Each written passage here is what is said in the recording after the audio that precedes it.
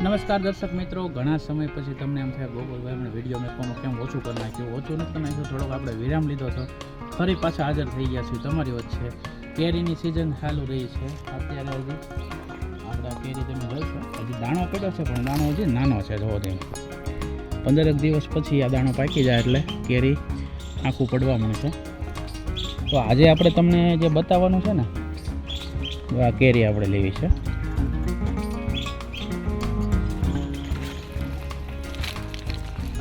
Medium size કેરી છે, માત્ર કેરી પણ આ શુદ્ધ ઓર્ગેનિક છે. આમાં કોઈ દવા ખાતર રસાયણવાળા ખાતર આપણે નાખીએ નથી, કુદરતી રીતે જે શું તે. આજે હું તમને એક એવી લસકા ભેળ ખવડાવવાનો છું, રેસીપી બતાવવાનો છું કે તમને મોઢામાંથી ઓટોમેટિક પાણી આવી જશે. નથી આપણે એમાં કોઈ પણ ભીની ચટણી નાખ્યા વગર. તો ચાલો આખો વિડીયો જોજો. આપણી ચેનલમાં જો નવા હો તો ચેનલ લાઇક, સબસ્ક્રાઈબ અને શેર જરૂર કરજો. ચાલો તમને રેસીપી બતાવો.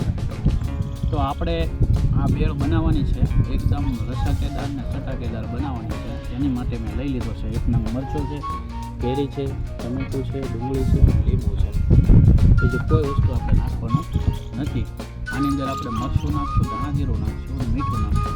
કોઈ પણ ગરમ મસાલો આપણે નથી નાખવાનો. એની સામે મેં ઘરે બનાવેલા સેવ મમરા લીધા છે. આ તીખી સિંગ તૈયાર છે. આ સવાણું આપણે હાથે બનાવેલું છે. આ સેવ તૈયાર છે, બરાબર. વાહ, ચાલો હું ડુંગળી કાપી લઉં, પછી તમને વિડીયો બતાવું.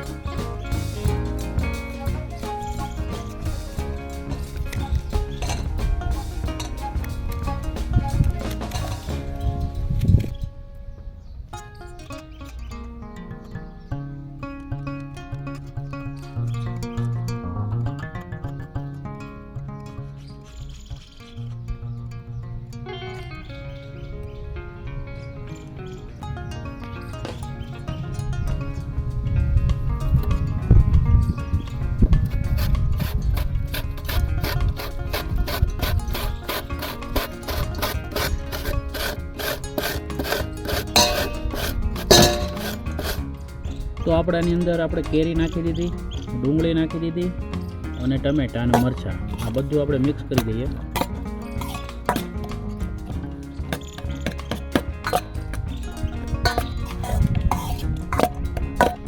હવે આપણે જે ઘેરે આપણે સેવ મમરા બનાવ્યા હોય છે ને, તે એડ કરી દઈએ અંદર. જે આ તીખી સેવ છે તે આની અંદર નાખી દઈએ. આ છવ્વાણું છે તે અંદર નાખી દઈએ. આ સેવ છે, થોડીક નાખીએ ને, થોડીક આપણે માથે નાખશું. જરૂરિયાત મુજબ અડધી ચમચીમાંથી અડધી ચમચી મીઠું, મરચું, તીખાશ તમારે જેટલો તીખાશ કરી હોય એટલે મેં 1 ચમચી જેટલું નાખ્યું છે. થોડું એવું ધાણા જીરું,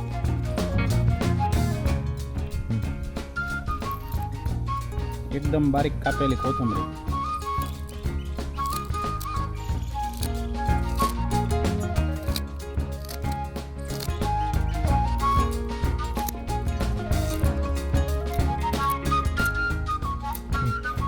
હવે આપણે મિક્સ કરી દઈએ અંદર.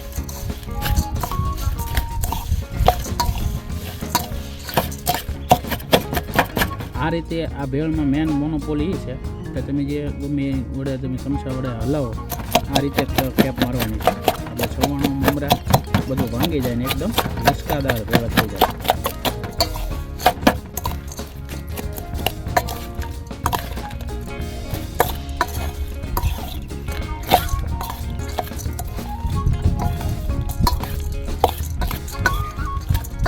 થઈ ગઈ છે.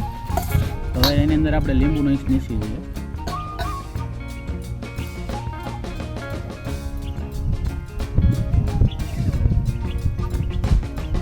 એક લીંબુ આખું નીસી દેવાનું છે અંદર. એક આપણે અડધો લીંબુ નીસવું હતું, બીજો ભાગ આપણે પાછો નીસી દઈએ.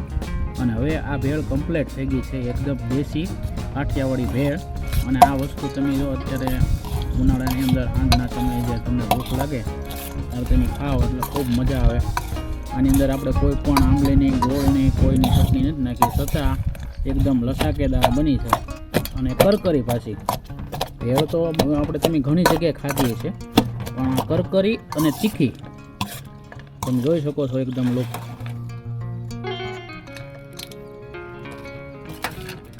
એકદમ જોરદાર દેખાય છે ટેક્સચરમાં, ખાવાની મજા આવી જાય તેવી.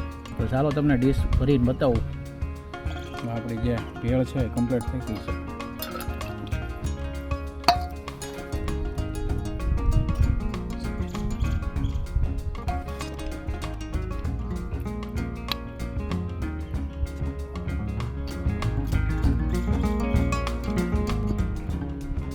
આપણી ભેળ કમ્પ્લીટ છે. હવે તેની માથે થોડી એવી સેવ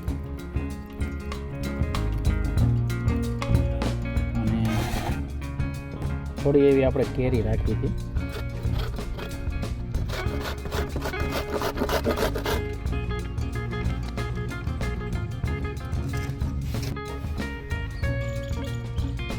આ કેસર કેરી હોય અને આ ભેળ હોય,